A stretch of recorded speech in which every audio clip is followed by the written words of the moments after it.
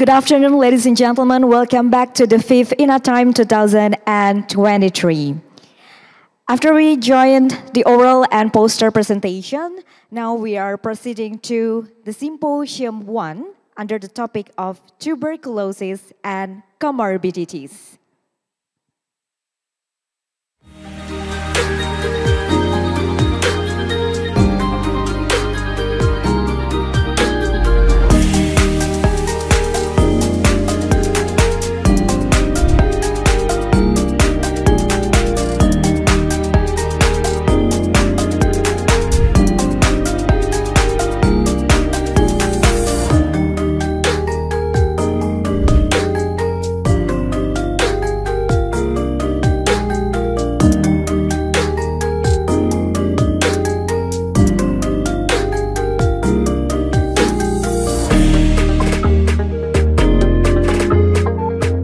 Ladies and gentlemen, for your information, if you need any interpreter device, you may ask the committee on the left corner, that side.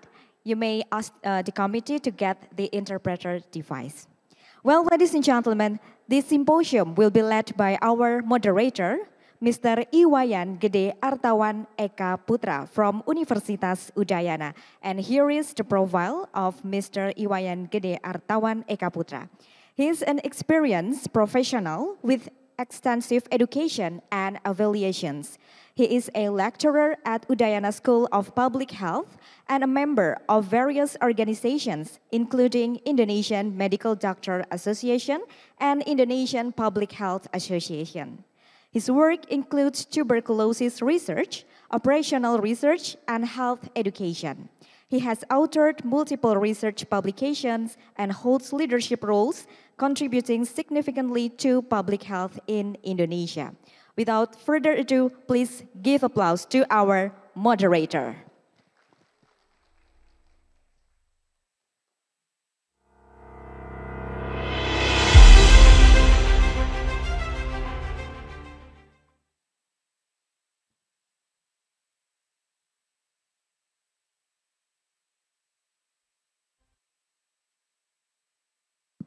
Cek, baik, terima kasih saya sampaikan kepada MC, sudah memperkenalkan saya kepada para peserta. Assalamualaikum warahmatullahi wabarakatuh, Om Swastiastu, salam sejahtera, salam kebajikan buat kita semua. Bapak Ibu yang saya hormati, saya mohon izin memoderatori sesi simposium 1 ini dalam bahasa Indonesia. Ya, tadi juga sudah disampaikan oleh MC, ada fasilitas interpreter. So for the international participant, ya bisa nanti menggunakan fasilitas ya. You may use the facility, the interpreter that already provided by the committee. Ya. Nah, Bapak Ibu yang saya hormati, pada kesempatan yang baik ini di sesi tuberculosis and comorbidity, saya lihat partisipannya, peminatnya lumayan banyak, ya, hampir penuh. Biasanya kalau meeting seperti ini, conference, setengah hari kemudian, gitu kan, sudah mulai berkurang. Tapi ini saya sangat senang sekali bisa memoderatori sesi ini di depan Bapak Ibu semua. Apalagi kita kedatangan 3 orang pembicara, Sri Kandi di bidang tuberkulosis, gitu ya. Oke. Yang pertama, saya ingin memperkenalkan yang mungkin sudah tidak asing lagi bagi kita yang berkecimpung di dunia tuberkulosis dan HIV. Beliau adalah Dr. Yanri Wijayanti Subronto, SPPD, PSD duluan, ya, spesialis penyakit dalam, konsultan penyakit tropis dan infeksi. Ya, beliau sehari-hari bekerja di Universitas Gadjah Mada di Fakultas Kedokteran, tentu saja di Departemen Ilmu Penyakit Dalam di divisi penyakit tropis dan infeksi. Jadi publikasi penelitian dan publikasi beliau sudah tidak terhitung di bidang HIV dan penyakit infeksi tentunya. tentu saja juga tuberkulosis. Beliau akan menjadi presenter pertama kita. Ya, untuk itu saya undang Dr. Yandri untuk ke depan. Tepuk tangan untuk Dr. Yandri. Ya.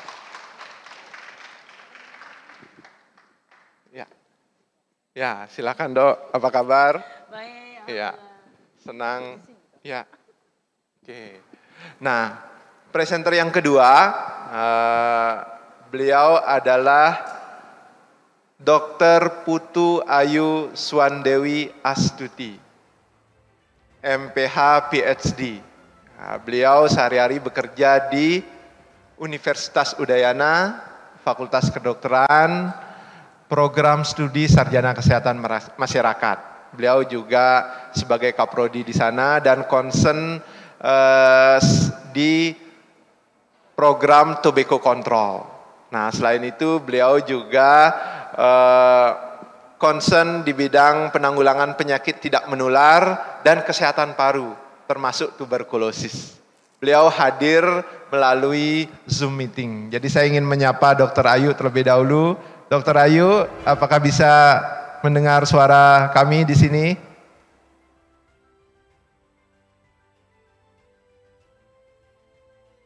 Suara Ayu, oh masih di mute ya. Mungkin nanti panitia bisa unmute, bantu unmute. Coba sekarang Dr. Ayu, kita ingin dengar suaranya Dr. Ayu terlebih dahulu. Selamat siang Dr. Artawan, mohon maaf suara saya hilang. Oh suaranya hilang, oke. Lebih bagus. Nggak apa-apa, yang penting pesonanya nggak hilang kalau sampai di sini ya. Oke. Ya. Oke, yang ketiga ada Dr. Nanda, nama bekennya. Ya, bisa ditayangkan. Oke, atau karena masih izin beliau, sebentar saya akan perkenalkan ya, masih izin sholat. Jadi kita, yang ketiga ada Dr. Nur Rahmi Ananda, nama bekennya Dr. Nanda. Beliau adalah spesialis penyakit dalam, konsultan paru, konsultan pulmonologi. Ya, beliau akan segera hadir ke tengah-tengah kita. Beliau juga bertugas di Universitas Gadjah Mada dan di Rumah Sakit Sarjito di divisi pulmonologi. Ya, kemudian pengalaman beliau juga tidak kalah banyaknya, terutama mengerjakan clinical trial dan berbagai publikasi terkait tuberkulosis pada pasien yang imunokompromis. Sambil menunggu kehadiran beliau, kita lanjut saja ke pembicara pertama. Dr. Yandri diberikan waktu kurang lebih 20 menit ya untuk menyampaikan tuberkulosis dan HIV. Silakan Dr. Yandri. Terima kasih sahabat saya Dr. Artawan. Lama nggak jumpa dan alhamdulillah bisa ketemu di sini. Izin saya berdiri kayaknya di bawah saja deh. Bisa sambil jalan-jalan. Iya. Iya, dan mungkin saya bisa lebih, kalau duduk tidak ini ya. Baik, selamat siang semuanya. Jelang sore, terima kasih kepada panitia yang telah mengundang kami pada acara yang sangat luar biasa ini. Dan salam kenal, saya Yandri. So, I was assigned to talk about TB and HIV. Repotnya saya tuh kadang berbicaranya bolak-balik. So, I'm sorry, I will stick to bahasa. Is that probably better? Stick to bahasa.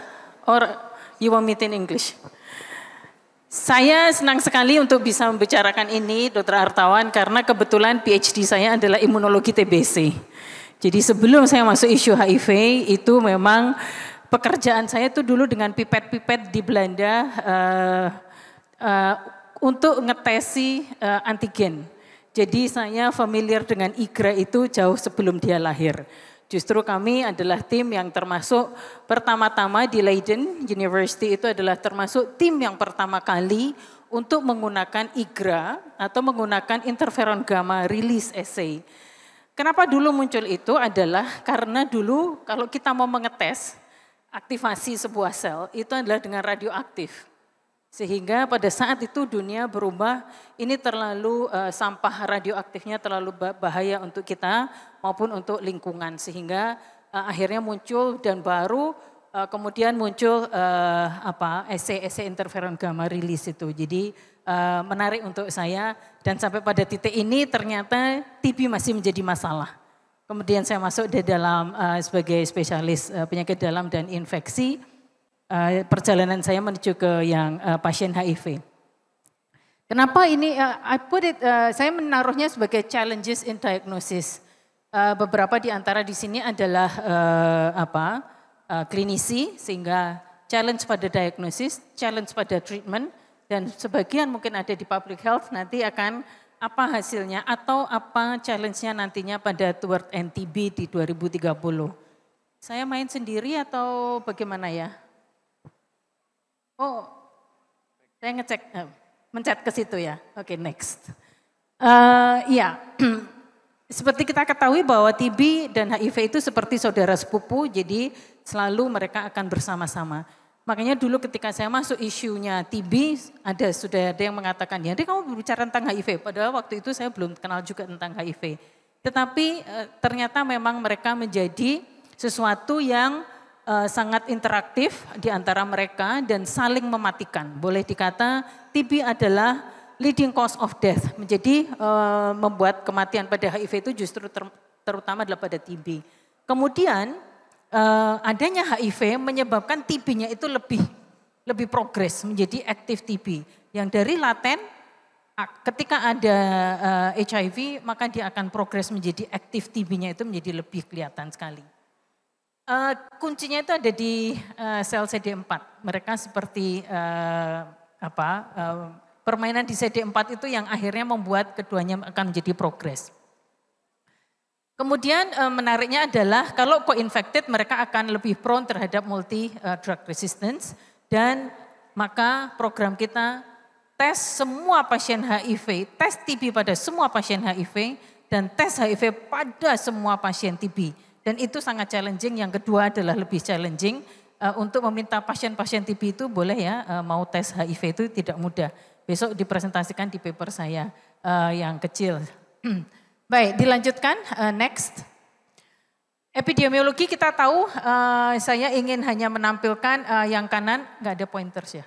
Tidak ada pointers kah? Yang di kanan ini grafiknya kita bisa melihat TB death pada orang yang negatif HIV, kemudian HIV death, dan yang terakhir adalah TB death in HIV positive people itu maka menjadi jauh lebih tinggi gitu ya. Oke, dilanjutkan next please. Challenge in screening dan diagnosis ya. Jadi itu adalah kalau kita tahu bahwa screening TB itu adalah dengan biasanya TST dan interferon gamma release assay yang tadi saya sebutkan gitu ya. Tetapi bahwa pasien-pasien yang co-infected itu biasanya low immunity dan sangat sulit untuk menginterpretasi beberapa hal. Biasanya dalam keadaan low immunity, nanti kita lihat di slide berikutnya ya, seringnya juga bacterial load-nya itu kecil.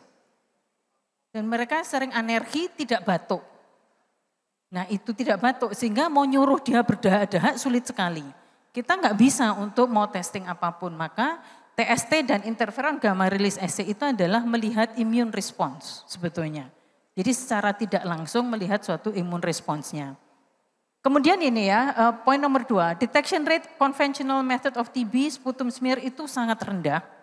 Dan proportion of TB among HIV infected may be greatly underestimated. Sehingga ketika kita tidak dapat, kita selalu akan mengatakan TB or not TB ini ya. TB or not TB seperti kata Shakespeare. TB or not to be. Nah itu klinis. Kedua sekarang adalah pada next please. Saya ngeklik ini. Radiologiknya bisa berbeda. Tadi juga ada beberapa mungkin di presentasi pagi gitu ya.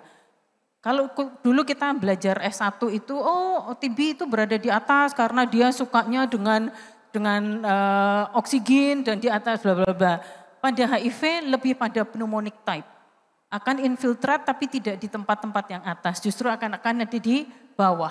Kemudian kita lihat cavitiesnya itu kalau classical type ada kavitas, ya kan? Ada kata, oh kavitas, oke lah ini TB sekali kayak gitu. Itu pelajaran zaman dulu gitu. Tapi sekarang kavitas kita harus memahami pembentukan kavitas dan infiltrat itu memerlukan tenaga. Sebetulnya memerlukan suatu energi dari dalam tubuh. Nah bisa dibayangkan ketika dia sudah tidak punya tenaga apapun, anergik namanya, maka kavitas itu tidak terbentuk. Sulit untuk melihat suatu kavitasi pada pasien-pasien TB itu lebih sulit. Gitu ya. Dan malah lebih seringnya adalah limfadenopati bentukannya. Dan yang terakhir yang paling sulit adalah ketika radiografiknya itu tenang-tenang saja. Ini TB atau tidak. Nah ini yang beratnya adalah di situ ketika kita mendapatkan radiologi yang tenang-tenang tapi kita tahu klinis adalah HIV, CD4 rendah. Jangan-jangan ini adalah sesuatu yang karena dia tidak punya tenaga untuk membentuk gambaran infiltrat. Nah beratnya nanti kalau kita memasukkan ARV, tiba-tiba malah infiltratnya menjadi muncul karena dia menjadi punya tenaga. Itu menariknya. Baik, berikutnya slide-nya adalah bahwa pada HIV, co-infection itu extrapulmonary lebih tinggi. Baik bentukannya dalam spine, otak, kemudian dari colitis, tadi juga ada dalam oral presentation ada colitis TB pada HIV patients kayak gitu ya. Ini biasanya lebih muncul dibandingkan yang non-HIV. Yang pada HIV malah extrapulmonary. Bisa dilanjutkan? Bacteriologicalnya seperti apa? Bacteriological and histological result. Tabel yang di kanan itu kita menunjukkan bahwa kalau CD4 seseorang itu di bawah 200, maka akan terlihat bahwa acid fast bacilli atau BTA-nya, BTA positivity-nya baik pada biopsi dan granuloma itu menjadi relatif lebih rendah. Tapi mycobacteriemia jadi lebih pada sepsis oleh karena TB, itu menjadi lebih tinggi ketika CD4-nya di bawah 200. Oke, jadi ini ada hubungannya, menginterpretasikan hasil menjadi harus semua modalitas. Baik CD4-nya, kemudian bakteriologisnya seperti apa, radiologiknya seperti apa. Bisa dilanjutkan slide-nya. Ini yang non-sputum smear dan non-sputum culture gitu ya. Yang sekarang banyak kita gunakan kayak gitu. Interferon gamma release assay ada 3 macam, ada T-spot TB yang cukup bagus adalah pada suatu studi adalah 90% PPV-nya. Positive predictive value-nya cukup tinggi. TST atau tuberculin skin testing dan quantiferon itu bisa sampai 50,7. Ini pada HIV patients ya. CRP ini menarik, saya juga baru melihat bahwa CRP dan ini mungkin perlu kita cobakan, mungkin ada adik-adik residen di sini. Ternyata si reaktif protein itu meningkat pada keadaan TB, pada HIV patients. Kalau kita tidak bisa mendapatkan yang lain, kita coba lihatkan CRP. Itu merupakan non-specific marker sebetulnya, tetapi cukup mudah untuk bisa diperiksa dan nanti kita coba lihat. Karena dinyatakan sensitivitas, spesifisitasnya pun bisa lebih dari 70%. LAM sudah dibicarakan sejak tadi pagi. Kemudian ini yang terakhir, yang nomor 5 saya tulis ada yang salah satu alat baru, Abbott M2000 itu mendeteksi TB HIV secara langsung, mendeteksi rifampicin IAH dan first line resistance yang lain. Ini yang menuju ke bagaimana screening dan diagnosis. Lanjutkan slide-nya. Slide berikutnya adalah tentang differential diagnosis ini kalau kita menghadapi keadaan apakah ini pneumonia, karena seringnya bentukannya malah justru pneumonia gitu ya. Sehingga kalau menghadapi pasien dengan pneumonia, pastikan TB or not TB dulu gitu. Kemudian lung abscess dan sebagainya. Histoplasma, akhir-akhir ini kita mempunyai kasus-kasus histoplasma yang cukup menarik dan ada yang cukup fatal. Saya lanjutkan saja pada challenge pada terapinya. Bisa dilanjut? Nah, apakah kita akan berikan ATT, anti-tuberculosis treatment, atau ARV treatment? Bagaimana ini? Kalau secara obatnya itu sama, antara HIV, non-HIV adalah sama. 2-RHZE dengan RH. Saya memang ini masih menulis 4 RH. Tadi pagi saya sudah diskusi sama Dr. Nanda. Problemnya adalah apakah kita hanya akan berhenti 6 bulan atau beberapa guideline menggunakan 9 bulan. Jadi ada juga yang memintanya adalah daily rifampicin INH. Bukan 3R, bukan 3R, 3H, itu bukan. Tapi daily. Jadi ini konsensusnya nanti coba Dokter Nanda, konsensus di kita masih seperti ini. Tetapi ada juga konsensusnya menyatakan the longer adalah lebih baik. Semakin lama semakin baik. Penelitian kami yang kami tampilkan di INATIME tahun lalu di Bali, Dr. Artawan, menunjukkan salah satu faktor utama yang menentukan treatment sukses dari TB pada pasien HIV adalah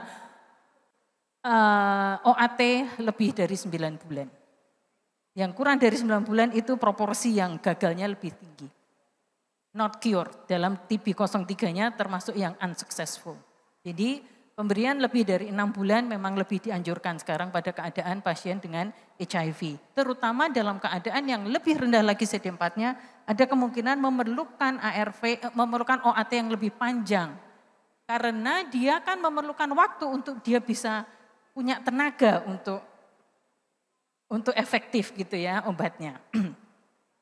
Kemudian ARV kita yang kita gunakan adalah sekarang tenofovir, lamivudin dengan dolutegravir. Nah itu yang paling gampang, regimen yang paling gampang sekarang. Hanya saja dalam keadaan TBC harus ada double dolutegravir. Maka pagi 1 pil dengan isinya TLD itu, sorenya 12 jam berikutnya masih harus ditambah dengan dolutegravir. Maka seringnya dalam keadaan TB bisa digunakannya tetap dengan efavirenz, tenofovir, lamivudin dengan efavirenz karena tetap hanya 1. Kalau itu tidak perlu dinaikkan. Karena kita sudah punyanya adalah dengan 600. Ya, tapi kita pakai dolutegravir dengan efek sampingnya lebih kecil. Bisa dilanjutkan. Slide berikutnya. Consideration when to treat, when to start treatment.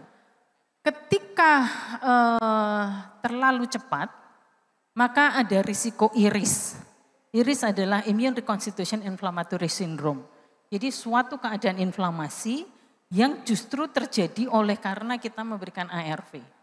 Karena bisa dibayangkan ARV membuat virusnya turun sehingga CD4-nya meningkat. Nah kalau itu terlalu cepat malah justru menjadi terjadi semacam suatu inflamasi yang berlebihan. Maka kehati-hatian timingnya itu. Saya tulis yang di bawah, untuk TB HIV co-infection, ARV itu dimulai dalam 2 minggu sejak dimulainya TB dulu. ATT harus mulai lebih dahulu.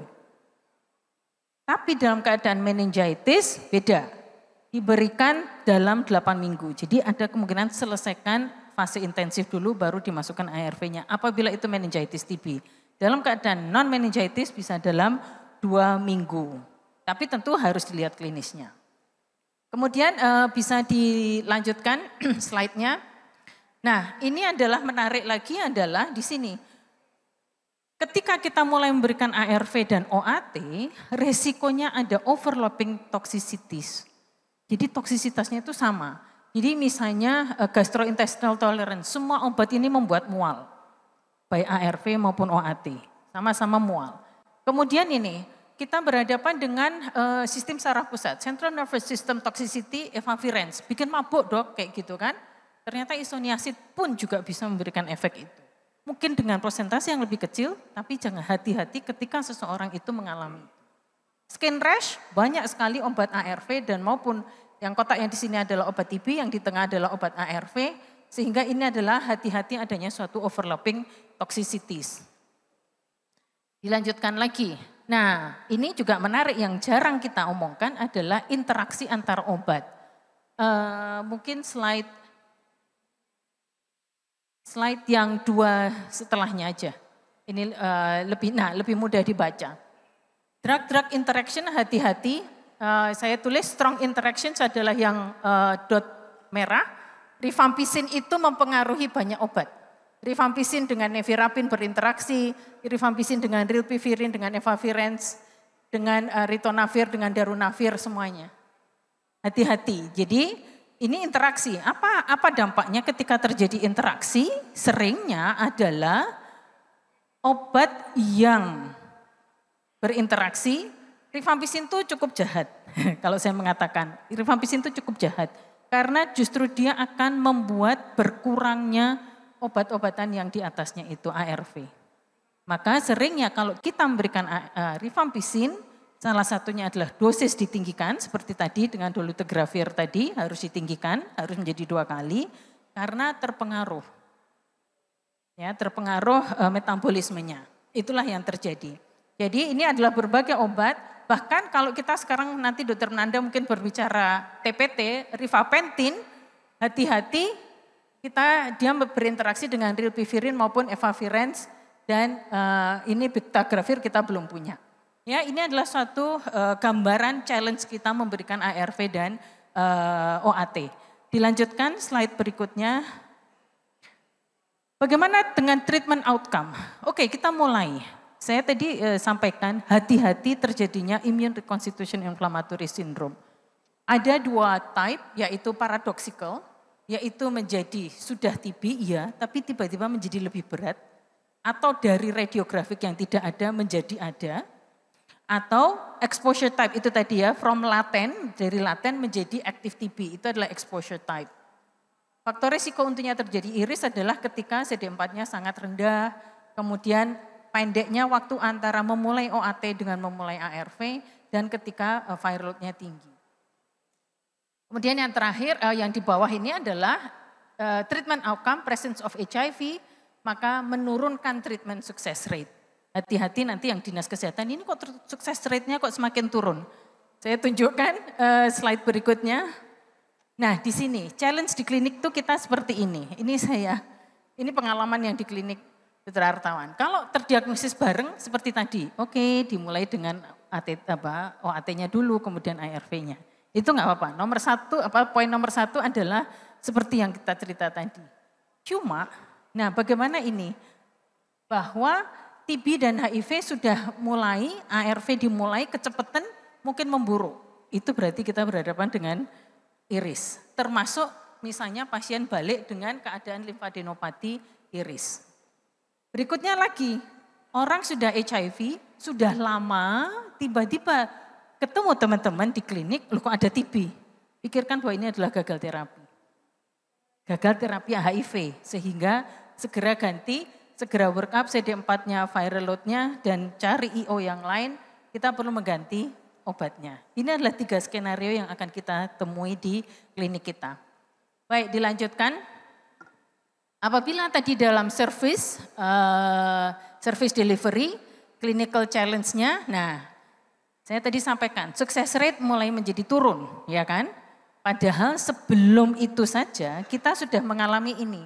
TB screening kita masih rendah pada HIV, screening HIV pada TB juga kita masih rendah, kemudian ARV pada teman-teman TB juga masih rendah dan sebagainya. Dan dengan demikian treatment outcome dengan lowering success rate, maka itu akan para dinas kesehatan menghadapi keadaan di mana transmisi akan terus berjalan. Sehingga TB kok nggak turun-turun. Slide yang terakhir adalah pilar yang terakhir ini adalah NTB Strategy Pillars and Component. Maka harus ada kolaboratif tuberculosis TB activities. Tidak mudah, ditulis mudah, tapi saya dengan Dr. Nanda ini masih bergelut bagaimana kita bisa bersama. Karena ternyata untuk saya meresepi obat OAT saja dikunci oleh farmasi, karena BPJS mengatakan ini dan sebagainya, sehingga kita belum bisa duduk bersama bahwa bisa dalam satu tempat. Kalau dalam satu tempat ingat PPI TB-nya, bukan PPI HIV.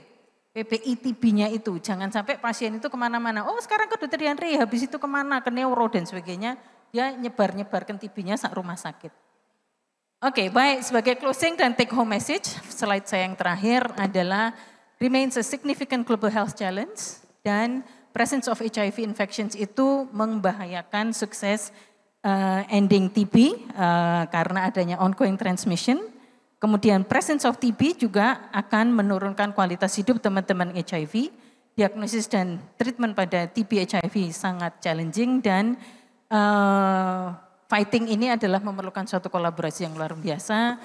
Termasuk kayak tadi bahwa kalau ada anak sekolah harus kita ceritakan kepada kepala sekolah, seluruh anak-anak yang lain juga harus periksa di contact tracing. Demikian dari saya, semoga bermanfaat. Assalamualaikum warahmatullahi wabarakatuh. Baik, terima kasih Dokter Yandri. Mari silakan Dok di sini aja. Oh nanti, oke baik. Saya sendiri dong di depan ini ya. Oke. Baik Bapak Ibu yang saya hormati, tadi sudah banyak sekali hal-hal yang sangat penting dalam penanganan tuberkulosis dan HIV disampaikan oleh Dr. Yandri, sangat komprehensif mulai dari hubungan keduanya, kemudian modalitas diagnosis, perbedaan terapinya, rekomendasi terapi yang lebih panjang, kemudian interaksi obat sampai ke tantangan klinis ya. Dan juga ada take home message sudah disampaikan tadi. Ya, kita lanjut dulu. Saya yakin dari penyampaian yang demikian komprehensif tadi ada banyak pertanyaan. Ditahan dulu pertanyaannya. Kita lanjut dulu ke pembicara yang kedua. Sesuai dengan TOR dan leaflet adalah Dr. Ayu Swandewi Astuti. Nama bekennya Dr. Ayu. Saya sapa dulu beliau di Zoom. Halo Dr. Ayu.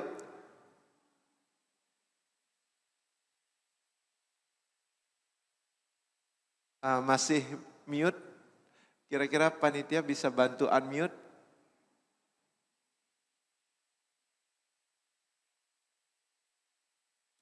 Coba sekarang Dr. Ayu. Halo, selamat sore. Oke, ya sudah terdengar. Ya, Dr. Ayu akan menyampaikan tuberkulosis dan tobacco. Waktunya sama 20 menit. Silakan Dr. Ayu. Oke, terima kasih. Selamat sore Dr. Tawan dan Bapak Ibu semua yang hadir. Mohon maaf saya ada gangguan dari pagi radang tenggorokan dan kemudian tadi juga ada mengajar, jadi mungkin mohon maaf kalau suaranya tidak kedengaran dengan baik. Saya izin share screen.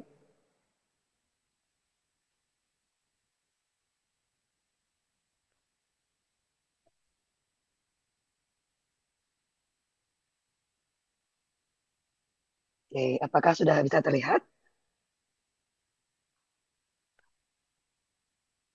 Sudah, nggih? Ya, sudah Dr. Ayu, silakan. Terima kasih atas waktunya. Presentasi ini sebenarnya dipersiapkan oleh Bapak Tarasingbam ya, karena beliau ada halangan. Jadi meminta saya untuk menyampaikan presentasinya. Semoga tidak mengurangi makna dari apa yang ingin disampaikan. Jadi tadi Ibu Dr. Yandri sudah menyampaikan bagaimana komorbiditi dari TB dan HIV menjadi salah satu tantangan dan juga beban gitu ya, yang kedepannya mesti bersama-sama ditanggulangi. Nah, begitu juga dengan TB dan perilaku merokok dalam hal ini, karena kita mengetahui Indonesia merupakan salah satu negara dengan prevalensi merokok yang paling tinggi di dunia. Jadi dalam presentasi ini kami berharap ingin menekankan kembali bagaimana pentingnya investasi dalam pengendalian tembakau juga akan berkontribusi dalam upaya kita menanggulangi atau mengakhiri TB yang ditargetkan bisa kita eliminasi di tahun 2030.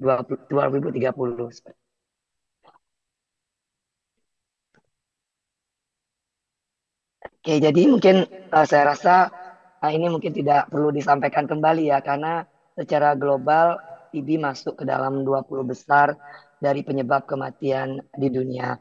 Termasuk dalam hal ini yang berwarna abu-abu adalah TB HIV yang disampaikan oleh Ibu Dr. Yandri. Kemudian kalau kita lihat WHO menargetkan eliminasi penyakit-penyakit global infeksi yang dalam hal ini AIDS, tuberkulosis, dan malaria. Dan kita bisa melihat target penurunan insiden TB sebesar 80%. Itu ditargetkan pada tahun 2030 dengan milestone yang sudah ditetapkan ingin dicapai pada tahun 2020, 2025, dan seterusnya. Nah, jadi kalau kita lihat targetnya adalah penurunan 80% TB insiden, kemudian penurunan 90% TB death. Ya. Begitu juga dari pertemuan UN High Level Meeting juga ditetapkan target-target yang ingin dicapai di milestone-milestone yang sudah ditetapkan ini. Namun kalau kita lihat kembali sampai tahun 2020 bagaimanakah gambaran milestone pencapaian target-target tersebut. Jadi kalau kita lihat beberapa indikator ini bisa kita lihat penurunan capaian itu belum tercapai untuk milestone di tahun 2020. Jadi misalnya contohnya untuk TB insiden penurunan yang ditargetkan sebesar 20% baru tercapai 11%. Begitu juga dengan target-target lainnya. Jadi bisa kita juga lihat untuk target UN High Level Meeting, target itu juga masih jauh di bawah target yang ditetapkan pada milestone tahun 2020. Sehingga ini menjadi catatan apalagi upaya yang bisa dilakukan untuk meningkatkan pencapaian target dengan agar kita bisa setidaknya mendekati gitu ya target yang ingin dicapai di tahun 2030. Kemudian kalau kita bisa lihat dari data ini menunjukkan Indonesia sebagai negara kedua yang berkontribusi terhadap tidak tercapainya target tadi ya. Misalnya untuk target TB notification kita berada pada peringkat kedua yang berkontribusi lemahnya atau tidak tercapainya target notifikasi TB secara global. Tentu ini menjadi catatan memang diakibatkan karena penduduk kita yang memang luar biasa jumlahnya besar. Ini juga kita perlu menengok kembali faktor-faktor determinan yang bisa mempengaruhi pencapaian ini. Jadi mungkin ini juga sudah sering didiskusikan bagaimana upaya untuk meningkatkan capaian pada program tuberkulosis ini tentu kita tidak hanya bisa berpatokan hanya pada upaya-upaya peningkatan layanan kesehatan, namun juga upaya untuk melihat faktor determinan di tingkat hulu yang bisa menyebabkan tingginya kejadian tuberkulosis juga di satu sisi bisa menjadi indikasi kelompok-kelompok yang memerlukan perhatian khusus. Jadi dengan melihat sosial determinan dan risk factor yang berkaitan dengan kejadian tuberkulosis, kita bisa mengidentifikasi kelompok-kelompok rentan yang perlu mendapatkan perhatian khusus, sehingga ini bisa meningkatkan upaya-upaya screening awal, upaya-upaya untuk deteksi dini kasus TB, termasuk juga peningkatan layanan kesehatan dan juga terapi-terapi pada kelompok-kelompok yang rentan ini. Jadi untuk itu selain kita memerlukan peningkatan di tingkat hilir dalam upaya layanan, teknologi yang lebih baik, pengobatan yang lebih baik, tentu upaya-upaya untuk mengatasi permasalahan di hulu ini akan berkontribusi sangat besar dalam upaya mengakhiri atau dalam upaya ingin meningkatkan pencapaian eliminasi TB target tadi. Kalau kita lihat dalam framework ini, kita bisa melihat secara cukup jelas gitu ya faktor-faktor di tingkat hulu yang berkontribusi dalam tingginya kasus penyakit infeksi dalam hal ini tuberkulosis. Jadi kalau kita lihat dengan konsep segitiga epidemiologi yang sederhana, faktor host yang memiliki kerentanan yang menurun, salah satunya tadi karena HIV, malnutrisi, penyakit diabetes, dan juga kelompok-kelompok dengan karakteristik sosiodemografi tertentu, termasuk di sini juga mereka yang merokok. Jadi penggunaan rokok di sini merupakan salah satu prediktor yang bisa menurunkan kekebalan tubuh dan meningkatkan kerentanan untuk infeksi. Di samping itu juga berkaitan dengan faktor lingkungan, di mana kondisi sosial ekonomi dan juga kondisi kepadatan hunian dan juga ventilasi yang tidak baik, yang sekali lagi juga berkaitan salah satunya dengan perilaku merokok di dalam rumah yang sangat tinggi, sehingga ini menjadi prediktor yang cukup kuat untuk peningkatan kasus tuberkulosis. Kemudian kalau kita lihat ke lebih proksimal lagi, lebih hilir lagi, tentu ini berkaitan dengan faktor-faktor sosial, termasuk sosial ekonomi, kemiskinan, dan juga perilaku yang tidak sehat. Jadi dengan framework ini kita bisa melihat bagaimana perilaku merokok merupakan salah satu kontributor dalam peningkatan kasus tuberkulosis yang ada. Data ini juga mendukung kalau perilaku merokok meningkatkan risiko sebesar 60% untuk mengalami tuberkulosis secara global. Ini merupakan global estimate. Jadi ini mendukung kalau smoking itu merupakan faktor yang meningkatkan risiko untuk mengalami tuberkulosis. Jadi kalau kita melihat fakta-fakta tadi dan juga dari data ini, kita bisa melihat bagaimana tuberkulosis dan smoking merupakan uh, double burden gitu ya, yang berkontribusi terhadap kematian di dunia. Dan kita bisa melihat baik itu untuk morbiditas maupun mortalitas, kedua faktor ini sangat berhubungan untuk kematian global. Dan kita tahu dan keduanya saling keterkaitan, sehingga upaya untuk menanggulangi tuberkulosis sangat penting tentunya untuk mengadres atau mengatasi permasalahan perilaku merokok di tingkat global maupun di tingkat Indonesia sendiri ya. Kalau kita lihat di Indonesia, data menunjukkan lebih dari sepertiga pas kejadian tuberkulosis di Indonesia itu berkaitan dengan perilaku merokok. Kemudian kalau kita bandingkan prevalensi kejadian TB antara mereka yang merokok dengan yang tidak merokok, bisa kita lihat secara konsisten di semua negara prevalensi TB itu lebih tinggi pada mereka yang merokok. Kalau di Indonesia kita bisa lihat jauh perbedaannya antara mereka yang merokok dengan yang tidak merokok, terutama pada laki-laki, karena kita tahu prevalensi merokok pada laki-laki di Indonesia sangat tinggi, di mana 2 dari 3 laki-laki dewasa di Indonesia itu merokok. Kemudian dengan tingginya prevalensi merokok, kita bisa melihat populasi yang at risk untuk mengalami TB pada mereka yang merokok di Indonesia sangatlah besar. Jadi Global Adult Tobacco Survey itu menunjukkan 70 juta penduduk di usia 15 tahun itu merokok. Jadi kalau kita melihat risiko merokok pada risiko TB pada mereka yang merokok, sekitar 70 juta orang di Indonesia at risk untuk mengalami TB. Kemudian kalau kita lihat pada populasi remaja usia 10 sampai 18 tahun, prevalensi merokok juga meningkat. Sehingga mereka juga at risk atau rentan untuk mengalami infeksi tuberkulosis.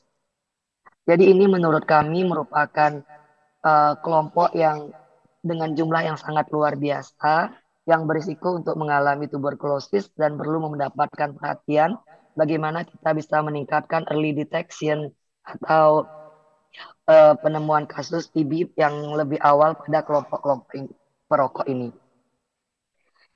Data ini juga menunjukkan bagaimana pada kelompok active smoker maupun passive smoker, kita ketahui lebih dari 2/3 ibu rumah tangga dan anak-anak merupakan passive smoker yang terpapar oleh asap rokok dari orang tua atau pasangan yang merokok.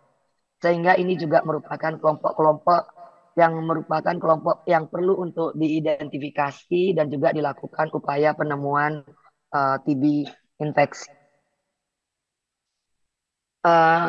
Ini kembali lagi data menunjukkan pada mereka yang merokok juga mengalami keterlambatan diagnosis. Jadi pada current smoker, ini data di Nepal. Mudah-mudahan mungkin sudah ada juga data di Indonesia. Jadi di Nepal disampaikan pada mereka yang merupakan current smoker, median delay dari hari didiagnosis TB-nya itu mencapai 133 hari, berarti sekitar 3 bulan lebih dibandingkan mereka yang merokok mantan perokok ataupun yang tidak merokok. Kemudian ini juga data dari Nepal yang menunjukkan tingkat positivity atau tingkat keparahan gitu ya dari TB smear yang ditemukan. Jadi kalau di Nepal dari 655 orang yang diperiksa, sekitar 40% menunjukkan positivity 3 ke atas. Dan dari mereka yang memiliki smear 3+ ini, 60%-nya adalah current smoker, sedangkan sisanya adalah ex-smoker maupun never smoker. Jadi data ini menunjukkan tingkat keparahan atau positivity yang lebih tinggi pada mereka yang merokok Namun data ini juga menunjukkan pada mereka yang sudah berhenti merokok itu juga menunjukkan tingkat positivity yang cukup tinggi, namun hampir sama dengan yang never smoker. Jadi message-nya juga di sini adalah pentingnya mendorong upaya berhenti merokok pada mereka yang merupakan current smoker. Kemudian dari data tadi kita bisa melihat bagaimana keterkaitan antara TB dengan perilaku merokok, sehingga sangat penting untuk mengatasi permasalahan merokok ini. Strategi yang sudah ditetapkan secara global, yang sudah disepakati oleh 181 negara yang tergabung dalam WHO Framework Convention for Tobacco Control. Strategi-strategi ini sudah terbukti efektif yang disingkat sebagai Empower. Jadi Empower ini singkatan dari M itu memonitor tobacco use dan upaya policy atau kebijakan pengendalian tembakau. Ini tentu sangat penting untuk melihat tren perilaku merokok, juga apa upaya yang sudah dilakukan oleh pemerintah dalam mengatasi permasalahan merokok, terutama environmental factor, dalam hal ini juga bagaimana pemasaran dari industri yang juga mempengaruhi perilaku merokok. Kemudian P adalah upaya memproteksi dari paparan second hand smoke. Di sini dengan diberlakukannya kebijakan-kebijakan KTR. Dan O adalah upaya untuk mendorong orang untuk berhenti merokok dengan layanan berhenti merokok yang sudah sebenarnya diterapkan di beberapa layanan primer yang ada, namun memang tingkat penggunaannya masih sangat rendah. Kemudian W itu adalah bagaimana tetap pentingnya memberikan peringatan terhadap bahaya dari perilaku merokok, baik dalam pesan-pesan edukasi maupun dengan upaya-upaya yang komprehensif lainnya, salah satunya melalui pesan kesehatan bergambar dalam bungkus rokok. Kemudian E adalah upaya untuk meningkatkan atau melarang berbagai bentuk promosi, sponsor, dan iklan rokok yang memang sangat berpengaruh terhadap peningkatan perilaku merokok pada masyarakat, terutama pada remaja. Kemudian R adalah peningkatan cukai yang merupakan salah satu upaya efektif dalam upaya mengurangi konsumsi rokok dan mencegah perokok pemula untuk merokok. Jadi upaya yang pertama yang tadi saya sampaikan dari aspek W adalah bagaimana upaya memberikan edukasi yang lebih memberikan dampak atau memberikan rasa dan meningkatkan awareness. Selain edukasi adalah peringatan kesehatan bergambar. Jadi kalau kita lihat saat ini peringatan bergambar di Indonesia hanya sebesar 40%, masih jauh dibandingkan dengan negara-negara tetangga, termasuk Timor Leste yang 92% dari bungkus rokoknya sudah diberikan peringatan bergambar.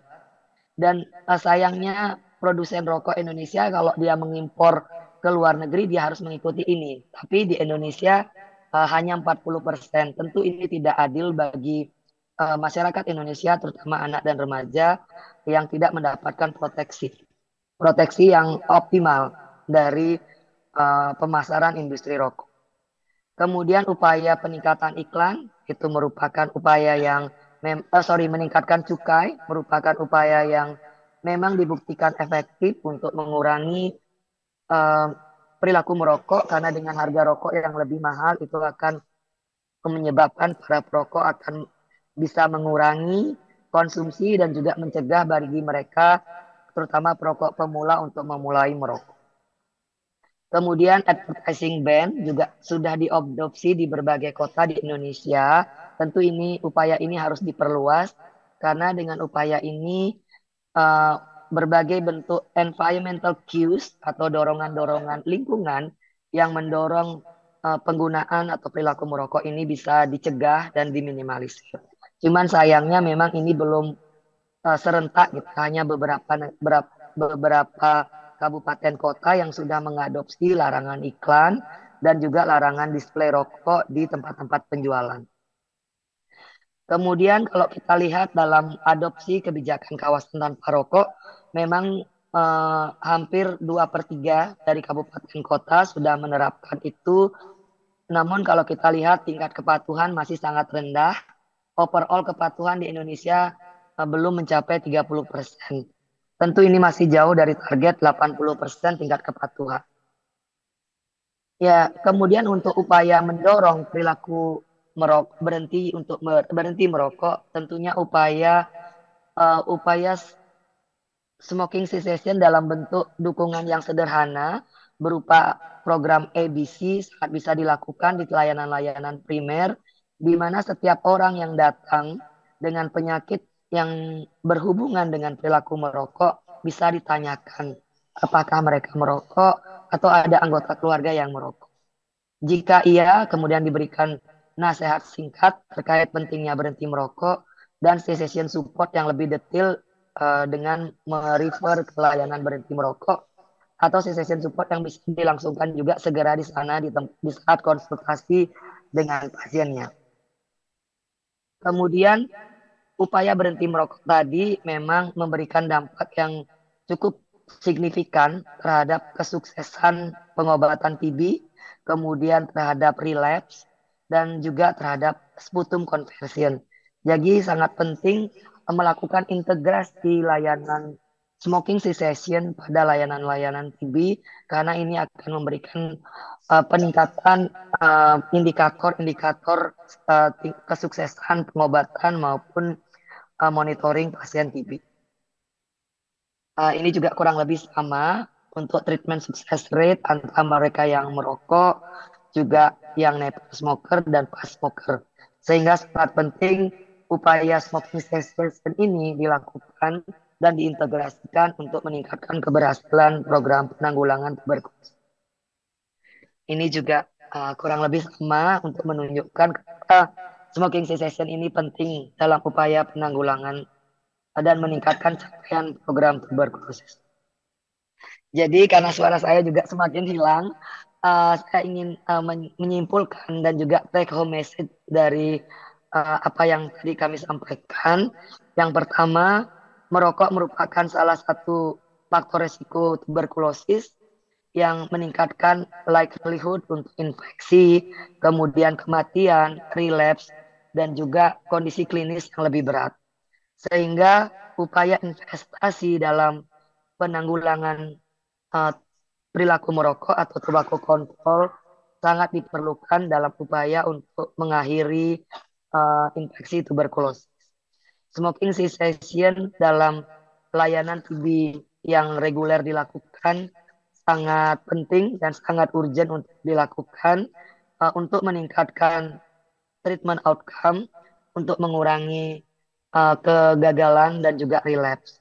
Kemudian WHO melaporkan TB rates bisa menurun sebesar 20% jika perilaku merokok ini bisa ditiadakan. Jadi saya rasa itu yang bisa saya sampaikan. Mohon maaf sekali lagi karena suara saya yang sangat tidak mendukung. Semoga apa yang saya sampaikan tadi bisa didengar dengan baik. Dan sekali lagi terima kasih atas kesempatan. Saya kembalikan ke dokter. Cek, baik, terima kasih tepuk tangan buat Dokter Ayu. Terima kasih banyak penyampaiannya, tetap jelas kita bisa dengar dan tepat waktu juga. Tadi Dokter Yandri juga tepat waktu, sehingga waktu kita masih terjaga ya. Kemudian saya yakin juga para peserta ada banyak pertanyaan karena tadi ada banyak hal menarik disampaikan oleh Dokter Ayu, terutama data terkait masalah tuberkulosis dan tobacco, kemudian merokok sebagai salah satu faktor risiko utama dan kontribusinya. Kemudian ternyata merokok itu tidak hanya faktor terjadinya infeksi dan sakit TB, tapi juga delay diagnosis. Bahkan tadi ada upaya penanggulangan dengan empower, pas begitu ya, singkatannya empower. Ternyata sama tidak hanya di TB banyak singkatan gitu, di tobacco control juga ada singkatan-singkatan yang sebagai jargon dalam upaya penanggulangannya. Baik, selanjutnya kita panggil pembicara yang ketiga ya. Dokter Nanda sudah berada di tengah kita. Silakan Dok, tepuk tangan buat Dokter Nanda yang akan menyampaikan tentang tuberkulosis pada pasien imunokompromis. Waktu sama Dok, 20 menit. Siap, Silakan. terima kasih Dokter Arta. Assalamualaikum warahmatullahi wabarakatuh. Selamat sore Bapak Ibu semua, terima kasih luar biasa ini. Sampai sore tapi masih penuh ya. Baik, meneruskan pembicaraan tadi Dr. Yanri dan dari tentang TB dan TBC, saya bertugas untuk memberikan mengenai tuberkulosis in immunodeficiency. Sebenarnya topik ini sangat luas dan saya bersyukur sudah didahului Dr. Yanri untuk HIV. Jadi saya akan fokus pada imunodefisiensi atau imunosupresi pada pasien non HIV. Slide langsung. Ya, kita tahu bahwa pada dasar patofisiologi atau bagaimana TB life cycle dalam tubuh, imunitas itu diperlukan untuk menjaga keseimbangan antara kalau misalnya innate immunity itu sudah gagal, maka dia akan ngajak adaptive immunity yang akan diperankan oleh banyak sel T dan dia yang akan menjaga balance. Pada kondisi TBC yang laten, ada balance antara kuman TB itu bisa tetap terjaga dengan di luarnya adalah sel-sel immunity yang dia menjaga tetap di dalam granuloma. Tetapi ketika ada kondisi imunodefisiensi atau imunosupresi, baik itu karena penyakit atau karena obat-obat imunosupresan yang diberikan, maka keseimbangan itu hilang. Sehingga diestimasikan reaktivasi laten TB itu tiap tahun 5-10% pada HIV dan pada non-HIV 2-23%. Ya, tergantung dari beratnya imunosupresi. Slide. Ya. Imunosupresi itu akan membuat reaktivasi dari TBC laten dan itu juga memberikan mortalitas yang angka cukup yang tinggi untuk mortalitasnya. Dan kalau Bapak Ibu dilihat pada tabel ini adalah daftar penyakit-penyakit ya, masih ada beberapa. Ini saya tidak memasukkan penyakit-penyakit yang imunodefisiensi primer seperti sindrom-sindrom yang memang dia ada gangguan imunodefisiensi dari awal karena itu sangat jarang. Ini adalah yang sering akan dihadapi dan banyak dibahas pada di paper-paper ya. Dan memang faktor resiko yang 10 kali ke atas menyebabkan reaktivasi itu kita kelompokkan sebagai faktor risiko mayor. Yang paling tinggi adalah memang solid organ transplant, kemudian stem cell transplant, pasien-pasien yang menggunakan antagonis TNF terapi atau DMARD, CKD. CKD ini adalah penyakit yang disease-nya sendiri bisa meningkatkan risiko untuk reaktivasi TB laten. Ya, karena CKD semakin berat derajatnya, imunosupresinya semakin meningkat. Dan beberapa pasien CKD stage 5 dia adalah kandidat transplant. Sehingga nanti CKD dan transplantasi itu risiko reaktivasinya sangat tinggi. Slide. Ya, slide early diagnosis ini sangat diperlukan ya, baik karena dia akan bisa mencegah progresivitas dan kita bisa mencegah transmisi. Slide. Nah, sayangnya pada pasien atau pada TB dengan imunosupresi sering sekali terjadi delay diagnosis. Kenapa? Karena clinical presentation-nya itu unspecific, sering atipikal. Kita tahu dari patogenesis TB kalau misalnya pasien itu tidak punya imunitas sama sekali, maka TB-nya akan langsung spreading, limfogen maupun hematogen sehingga banyak sekali TB ekstrapulmoner. Tetapi apabila ada strong immunity maka dia akan tetap granuloma. Dan kejadian extrapulmonary TB maupun disseminated TB pada pasien-pasien dengan imunosupresi itu sekitar 25-48%. Pada pasien dengan imunokompeten TB ekstraparu biasanya cuma sekitar 15%, tapi pada pasien dengan imunosupresi meningkat. Slide. Beberapa review mengatakan bahwa gejala yang harus kita kenali biasanya cuma demam. Padahal kita tahu kalau Bapak Ibu klinisi di sini demam itu DD-nya banyak sekali. Ini ada sebuah paper dari Korea dipublikasi tahun 2019. Dia melihat bagaimana sih clinical karakteristik dan radiologic features pada pasien-pasien imunocompromised yang paucibacillary. Artinya dia tidak menunjukkan hasil positif dari ekspor. Tapi semua pasien yang direview di sini sebanyak 300 sekian pasien itu semua positif dari hasil kultur. Dia membagi dua, ini semua pulmonary TB. Jadi yang extrapulmonary TB dieksklusi. Pada pulmonary TB yang paucibaciller hanya positif dari kultur dibagi menjadi dua. Kelompok pertama adalah kelompok yang miss TB atau diagnosis TB-nya terlewatkan. Definisinya yang dipakai adalah pasien-pasien yang terapi TB-nya baru diberikan setelah hasil kultur keluar. Padahal kita tahu hasil kultur keluar itu lama, ya kan? Kemudian yang kedua, not miss TB itu adalah pasien yang diberikan terapinya sebelum hasil kultur keluar. Dan ternyata angkanya cukup, yang miss TB adalah 134 dari 280 sekian. Lebih dari separuh itu terlewatkan diagnosisnya. Dan dia melihat lagi yang miss TB itu bagaimana hasil TCM-nya gitu. Dan ternyata semuanya TCM-nya not detected. Ya. Kemudian untuk yang kelompok yang not miss TB ada beberapa yang TCM-nya positif. Makanya dia bisa memulai treatment lebih awal. Dan berapa lama delay-nya? Ini tapi sekitar 30 hari delay-nya. Mereka mereka cepat banget ya kulturnya keluar ya. Kalau di kita bisa delay sampai berbulan-bulan ya. Dan kalau dilihat radiologiknya juga kalau Bapak Ibu klinisi di sini melihat ini kayak pneumonia biasa ya. Dan efusi pleura biasa, kemudian ada limfadenopati di daerah mediastinum itu biasanya dikelurukan sebagai mungkin metastasis dari malignansi. Slide. Kalau kita lihat ya, apa sih working diagnose pertama sebelum ketahuan TB? 1, lung metastasis malignansi. 2, pneumonia, ya, pneumonia baik viral, fungal, dikira viral, fungal. Kemudian ada lesi inflamasi yang lain, ya. Kemudian faktor resiko apa sih pada pasien-pasien yang sering terlewat? Yang paling sering 1 adalah pasien-pasien dengan hematologic malignancy. Tadi di tabel awal terlihat malignansi itu resikonya dari 2 sampai 6 kali lipat dibandingkan populasi normal untuk reaktivasi laten TB tergantung dari jenis malignansinya. Tidak saya tampilkan di sini tetapi solid malignansi yang nomor 1 paling tinggi resikonya adalah lung CA. Dan sekitar 6 kali. Kemudian hematologic malignancy terutama pada anak itu angkanya bisa sampai 10 sampai 15 kali. Dan ternyata memang banyak yang terlewat pada mereka-mereka dengan hematologic malignancy, kemudian solid tumor, solid organ transplant, ya itu 3 itu. Slide. Karena mungkin klinisnya berpikir DD yang lain gitu ya. Dan gambaran ronsen torak pada pasien dengan imunosupresi juga berbeda tergantung seberapa berat kadar imunosupresinya.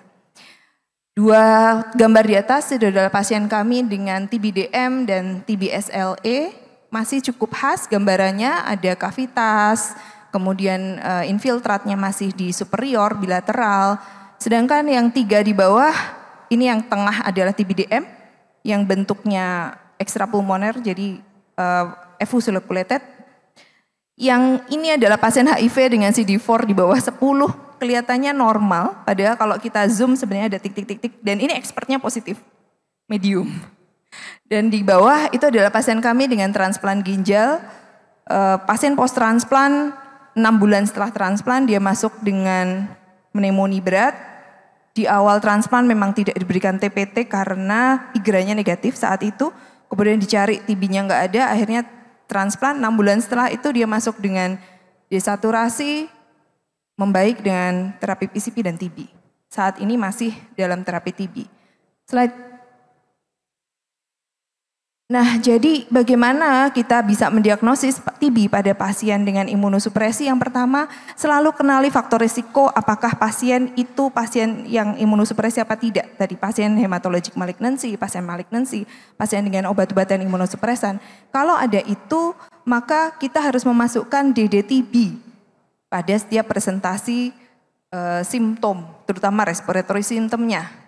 Kalau untuk algoritma diagnostiknya masih sama, ya. Tetapi yang perlu diingat adalah kita harus memilih appropriate diagnostic test yang pas dan kita harus tahu kekuatan atau limitasi diagnostic test yang kita pakai gitu. Jadi misalnya di TCM kok negatif, ya belum tentu itu bukan TB, ya kan? Kemudian apalagi pemeriksaan yang imunologis, IGRA, TST, tentu kondisi-kondisi seperti ini akan negatif. Slide. Nah, selain mendiagnosis aktif TB, kalau itu sudah tersingkirkan, kita mesti melihat apakah ada laten TB pada pasien dengan imunosupresi. Ya, slide. Bagaimana melihat infeksi TB laten pada pasien dengan imunosupresi? Kita nanti akan ada guideline-nya, tetapi ini adalah risk assessment tuberkulosis pada immunocompromised patient. Ini menunjukkan bahwa ini dilakukan, ini jurnalnya dipublikasi 2014 di ATS ini ya. Kemudian 1.500 sekian pasien semua diperiksa TST, IGRA-nya dengan ELISA dan ELISA spot. Kemudian dilihat pasien-pasien dengan imunosupresi dikelompokkan 5, pasien HIV, pasien CKD, pasien rheumatoid arthritis, solid organ transplant, dan stem cell transplant. Bapak Ibu bisa melihat bahwa positivity TST dan IGRA sangat rendah, hanya sekitar 20-30%. Jadi kita sebenarnya tidak bisa mengandalkan TST dan IGRA pada pasien-pasien seperti ini.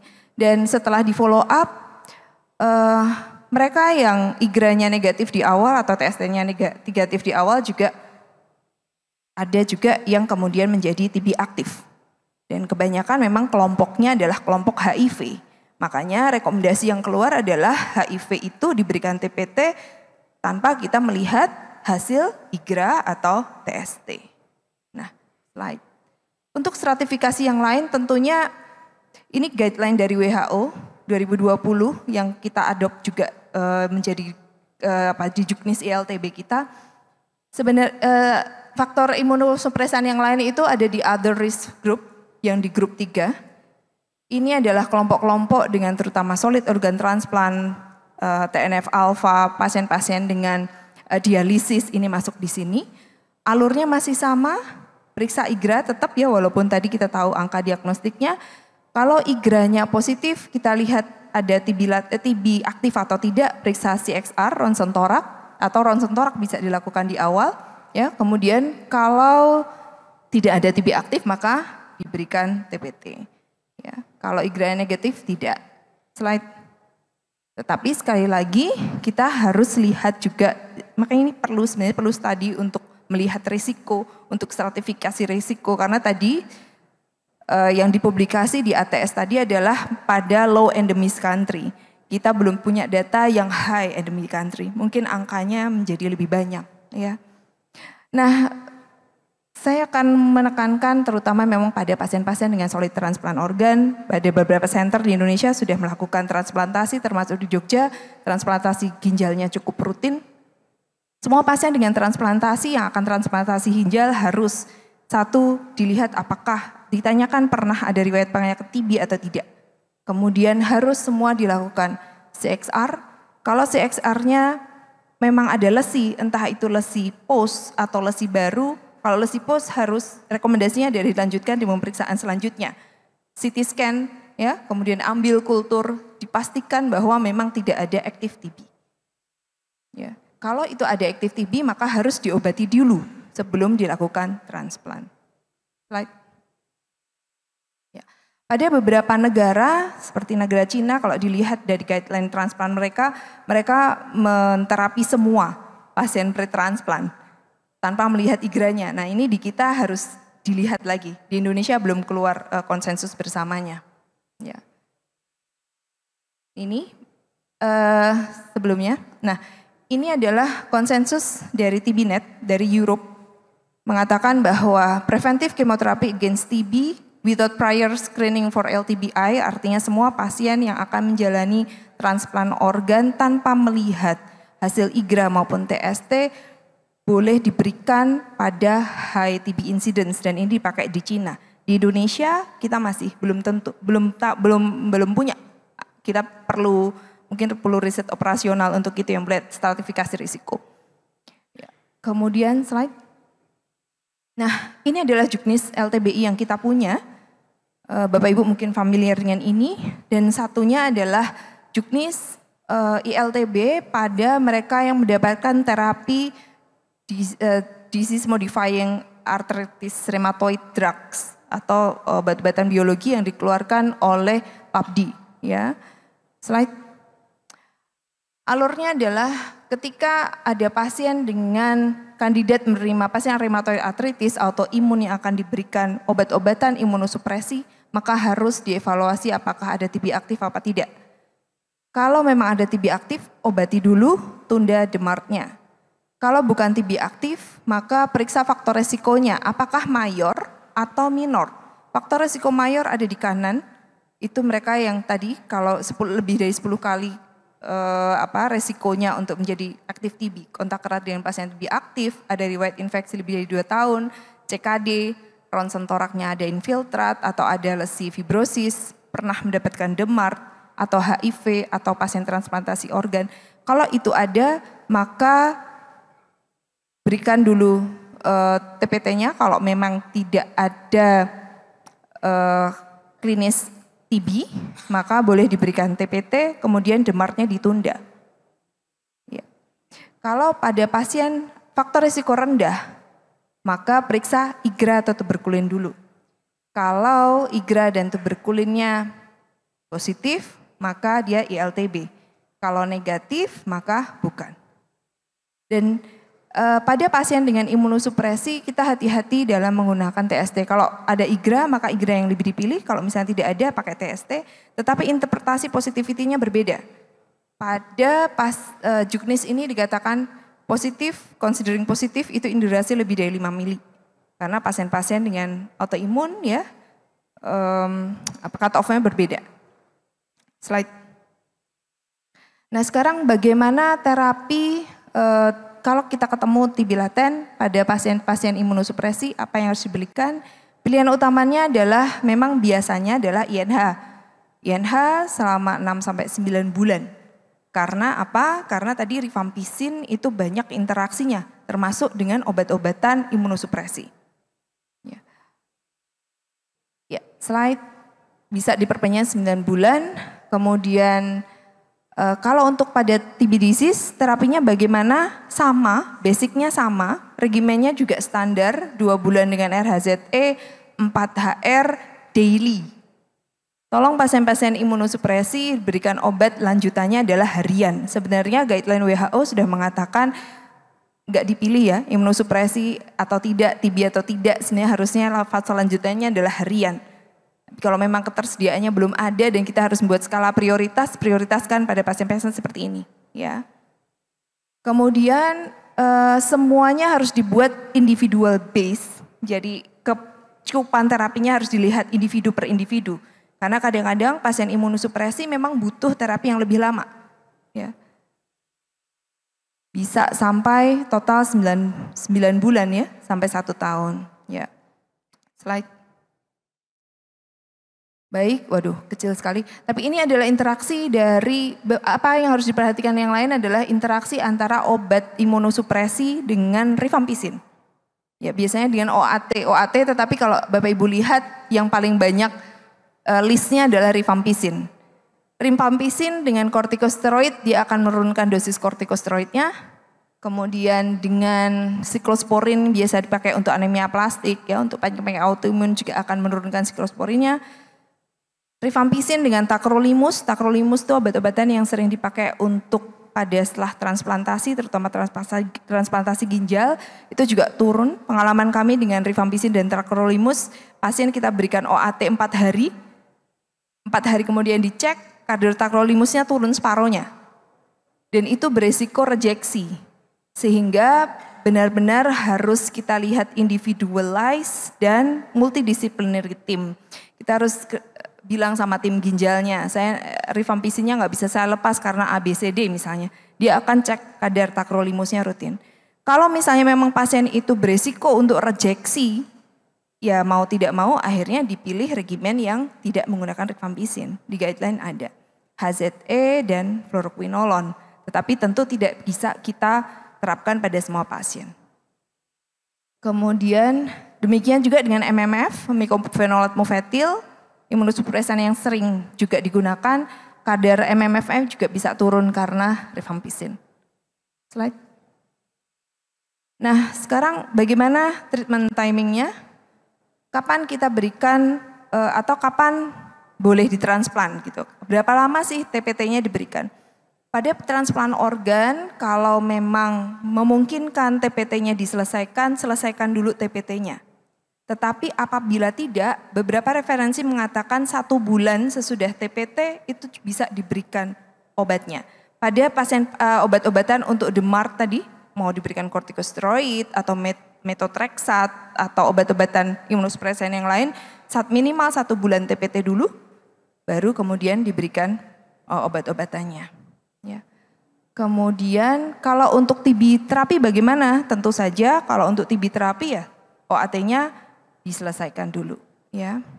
Atau minimal ada referensi mengatakan 1 bulan atau 2 bulan, kemudian boleh terapinya diberikan. Dan jangan lupa diberikan keduanya tetap dimonitor secara frekuen kadar obat dalam darah serta klinis pasiennya. Slide. Ya, sebagai take home message, resiko reaktivasi TB pada pasien imunosupresi ini sangat tinggi dan ini mempengaruhi mortalitas. Kita perlu meningkatkan awareness ada TB pada pasien-pasien dengan imunosupresi kita, ya. Kemudian selalu masukkan TB sebagai diferensial diagnosis, ya, sehingga perlu di work up lagi untuk diagnosis TB-nya. Dan pasien-pasien dengan imunosupresi ini terapinya harus individual dan kadang multidisciplinary team. TPT diberikan pada pasien yang mendapatkan imunosupresi kalau memang terbukti ada laten TB untuk mencegah reaktivasi. Dan yang terakhir mungkin kita butuh penelitian lebih lanjut karena memang di WHO sendiri belum ada untuk menilai stratifikasi risiko masing-masing imunosupresi pada masing-masing disease. Mungkin itu saja yang bisa saya sampaikan. Terima kasih banyak perhatiannya. Mohon maaf segala kekurangan. Assalamualaikum warahmatullahi wabarakatuh. Baik, tepuk tangan buat Dr. Nanda. Terima kasih atas presentasinya. Selanjutnya Bapak Ibu adalah sesi diskusi. Saya undang kedua pembicara yang hadir secara offline untuk bersama-sama saya di depan. Mari Dr. Yandri dan Dr. Nanda. Tadi juga Dr. Nanda penyampaiannya sangat banyak hal penting dan menarik ya Bapak Ibu. Mulai dari berbagai kondisi imunokompromis, ya, baik penyakit atau kondisi lainnya, kemudian dampaknya terutama terhadap delay diagnosis. Silakan. Iya. Wah, ternyata kapelan Dr. Nanda dan Dr. Yandri. Ini janjian atau bagaimana, Dok? Oh, ada janjian. Wah, probabilitas terjadinya kecil sekali nih kalau memang enggak janjian, tapi kita sangat beruntung sekali ya. Oke, kalau gitu saya saya mendekat. Dan bahkan sampai cara diagnosis dan prosedur penanganannya tadi disampaikan. Baik, kita punya waktu 15 menit Bapak Ibu, saya coba bagi menjadi 2 termin. Yang pertama 3 penanya yang hadir secara langsung, kemudian nanti mudah-mudahan bisa juga partisipan yang hadir online memberikan pertanyaan. Atau sementara partisipan yang online, Bapak Ibu yang di Zoom bisa nanti mengetikkan pertanyaannya di kolom question and answer ya. Kemudian yang pertama saya undang 3 orang, nanti yang terpilih menyebutkan nama dan institusi asal serta ditujukan pertanyaannya kepada siapa, ke Dr. Yandri, Dr. Nanda atau Dr. Ayu. Ya, baik, silakan Bapak Ibu 3 orang per nama. Oke, silakan di sisi tengah kanan 1 orang. Sisi tengah agak depan, sisi kanan, depan, dan belakang 3 orang. Silahkan, oh ya, oke 2 di situ, 2 di sini. Mic-nya.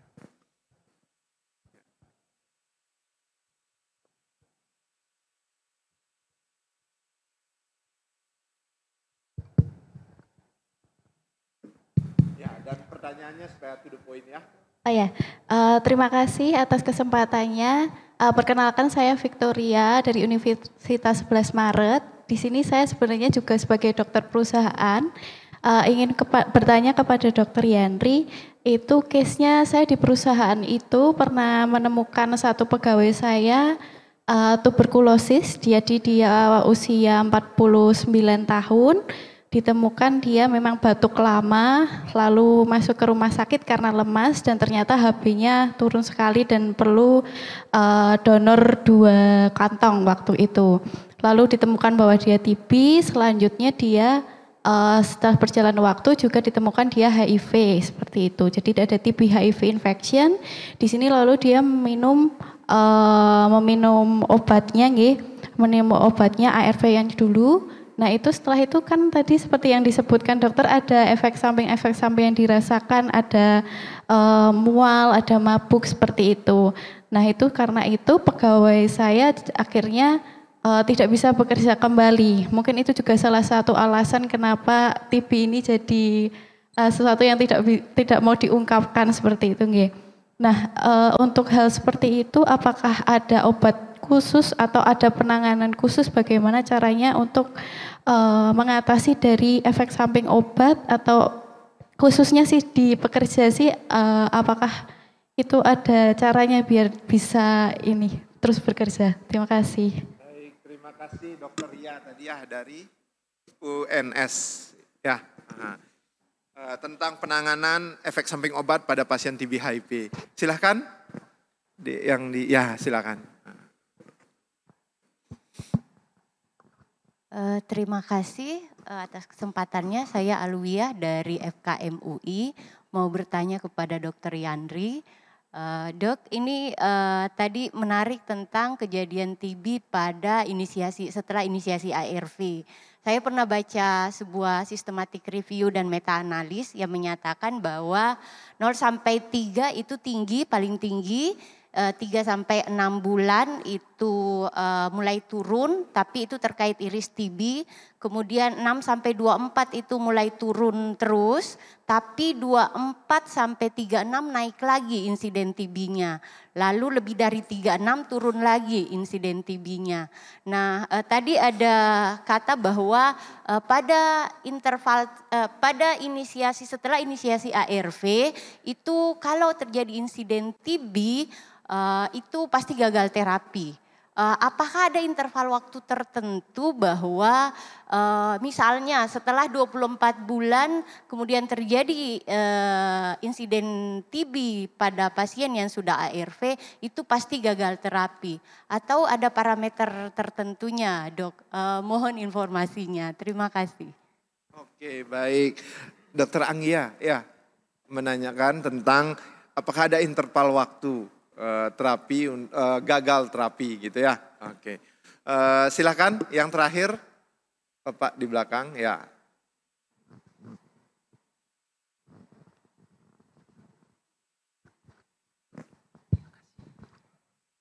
Baik. Pertama terima kasih atas presentasinya dari para presenter yang luar biasa. Izin mengenalkan, nama saya Edwin dari Dinas Kesehatan DIY. Ingin menanyakan terkait dengan, tadi untuk paparan yang kedua terkait dengan hubungan dengan merokok ya. Tadi sudah ada secara demografis untuk wilayah-wilayah yang sudah menerapkan ada perda merokok yang bebas merokok. Itu apakah ada kaitannya dengan sudah perdanya sudah bebas merokok terus nanti wilayah tersebut jadi kejadian TB-nya apakah turun juga untuk ada stadinya seperti itu atau tidak? Mungkin itu bisa menjadi lebih ke arah kebijakan ya tadi karena yang presenter yang kedua tadi terkait dengan tobacco control. Ya, terus kemudian yang kedua tadi sebenarnya ada terkait dengan delay ya. Faktor associated with delay in the seeking treatment for TB. Sebenarnya kalau delay untuk TB itu sebenarnya sejauh mana sebenarnya untuk keterlambatan pengobatan pasien itu standarnya seperti apa? Oke, delay pengobatan TB. Pertama terkait dengan merokok dan TB, kawasan tanpa rokok tadi. Iya, apakah memang bisa menurunkan kejadian TB? Oke, langsung saja. Itu nanti Dokter Ayu. Berarti ada pertanyaan ditujukan ke Dokter Yandri 2, nanti Dokter Nanda juga bisa menambahkan. Silahkan Dok. Ya. Iya, terima kasih Dek Victoria tadi ya. Iya, menarik sekali kasusnya. Tapi ini akan saya salahkan pada di sini. Soalnya ARV yang sekarang loh ya, itu efek sampingnya sudah sangat minimal. Tetapi obat TB itu tidak turun-turun juga efek sampingnya. Iya, jadi begini Dek, kasusnya tadi adalah pegawai yang TB duluan gitu kan. Ya memang biasanya adalah orang itu tidak ada yang, dok saya HIV kayak gitu enggak ya, biasanya adalah saya batuk. Baru setelah itu di belakang layar dari batuk adalah TB dan yang di belakang layarnya lagi adalah sebuah HIV. pada kasus ini nanti dilihat dulu, dia memulainya ARV dulu, OAT dulu ya. OAT dulu, kemudian baru ARV-nya dimulai kapan ini. Jadi nanti kita perlu melihat kapan suatu efek samping atau kejadian suatu efek samping itu terjadi. Itu timeline itu sangat krusial sekali. Belum lagi ketambahan sebetulnya dalam keadaan TB HIV yang mungkin saya dan Dr. Nanda tidak sampaikan adalah perlunya pemberian cotrimoxazole. Yang mana cotrimoxazole itu obat murah, gampang, tapi efek sampingnya banyak. Ya, jadi Dek Victoria nanti dievaluasi dulu bahwa ini kira-kira efek sampingnya dari mana. Kejadiannya kapan? Apakah sejak dimulai ketika ARV, ketika OAT duluan tadi seperti apa? Kemudian ketika kita menambahkan ARV itu juga apakah memberat lagi? Dan yang ketiga adalah ketika kita nanti memberikan kotri. Teman-teman semuanya di sini perlu kita ingat bahwa iris pada TB itu sebetulnya sudah ada. Jadi sebelum adanya ARV pun sebetulnya orang minum OAT itu sebetulnya ketika OAT itu membunuh para bakteri, nah imunitasnya itu meningkat. Karena TB adalah salah satu penyakit yang membuat imunodefisien. Jadi TB sendiri itu membuat seseorang imunodefisien sehingga ketika minum OAT maka dia akan menjadi lebih baik. Nah itu disebut sebetulnya sudah rekonstitusi imun. Jadi suatu pembalian atau pulihnya dari imunitas. Hanya saja ilmu iris ini menjadi jauh lebih terlihat ketika adanya ARV. Manifestasinya mungkin menjadi lebih jelas dibandingkan hanya ketika kita memulai OAT. Jadi ketika memulai OAT orang yang dengan keadaan TB yang sangat lanjut, hati-hati juga pemberian OAT-nya. Nah bagaimana kita mengatasinya? Sekarang sekali lagi adalah ini dari yang mana sehingga kita bisa menentukan. Sekali lagi kalau menggunakannya obat-obatan yang ARV-nya yang sekarang dengan tenofovir, lamivudin dengan dolutegravir, praktis sebetulnya efek samping sangat rendah. Ya, sangat rendah secara klinis itu tidak ada. Kalau menggunakan efavirenz, memang orang akan mabuk dek. Nah mungkin dia itu juga mabuknya oleh karena efavirenz, kalau pemberiannya efavirenz. Jadi dia jeleknya itu adalah itu. Tetapi efek samping OAT, nanti Dokter Nanda menambahkan, itu yang seringnya cukup jahat lah. Karena bukan hanya hepatotoksik ya, tapi juga ada gastrotoksik. Biasanya mereka akan mual, muntahnya itu jauh lebih berat daripada ARV. Itu yang satu ya dok ya. Jadi mengatasinya oke, kita hati-hati dan jangan lupakan Dek Victoria, jangan lupakan keadaan dia stabil dulu. Jadi makan dan sebagainya juga harus tetap diinikan ya. Baru nanti kita identifikasi obat dari mana, obat yang mana yang membuat dia tidak nyaman sama sekali sampai harus izin. Saya menjawab dulu yang nomor 2, nanti keduanya nanti mesti akan nyambung dengan Dokter Nanda juga. Sekali lagi iris adalah sesuatu ilmu yang cukup baru dan TB adalah salah satu salah satu penyakit infeksi yang boleh dikata bisa muncul di kapan saja. Dalam arti kita exposure kita terlalu banyak sehingga yang latent TB kan juga sudah banyak ya. Pada keadaan HIV di 3 bulan awal, nah itu kalau hati-hati iris itu terjadi utamanya ketika kita menghadapi CD4 yang sangat rendah. Saya 3 bulan yang lalu, 4 bulan yang lalu tanda kutip agak tertipu. Dia klinis bagus, sangat bagus. Saya merasa cukup nyaman untuk langsung memberikan ARV-nya, tetapi ternyata ARV 3-4 hari dia demam sangat tinggi sekali. Sangat tinggi dan tidak turun-turun. Sehingga ketika awalnya ketemu saya baik, seminggu setelahnya ketika saya minta segera ke rumah sakit, dia mendelay 2 hari Pak ya. Dia akhirnya datang ke kami itu dalam keadaan linglung, sama sekali tidak mengenali saya. Irisnya adalah pada inflamasi yang berat sekali adalah pada otak. Kami turunkan ke IGD, masuk Deksa langsung besoknya sudah ingat saya. Tapi pada saat itu iris yang sangat berat sebetulnya. Dalam keadaan iris yang sangat berat, misalnya sampai ARDS, hentikan semua obat. Atasi dulu ARDS-nya, baru nanti satu persatu masuk. TB, dulu awal-awal ketika kita banyak pasien masih CD4-nya masih cukup rendah, irisnya biasanya muncul dalam bentuk limfadenopati, TB. Ya, limfadenopati yang benjol-benjol sana sini itu ya. Itu kemudian over the time ada risiko juga.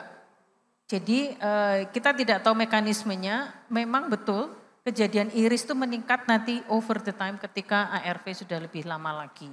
Bagaimana menentukannya? Bagaimana menentukan apakah ini gagal terapi atau iris?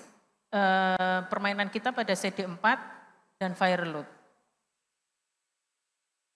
Kalau semuanya itu sebetulnya bagus, ya ini kemungkinan iris. Tapi kalau memang CD4-nya ternyata malah saat ini juga sangat rendah, viral load-nya meningkat lagi, oke ini adalah gagal terapi.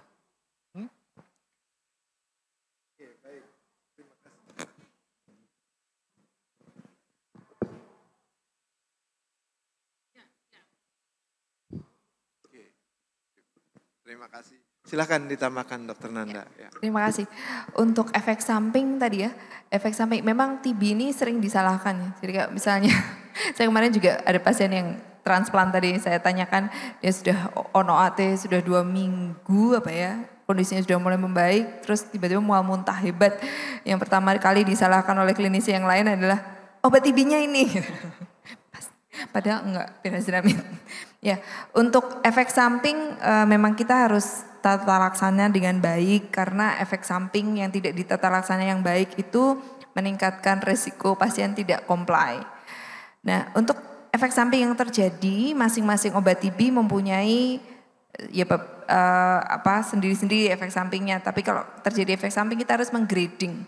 Apakah memang ini grading kita harus stop atau grading yang bisa dengan obat pendamping.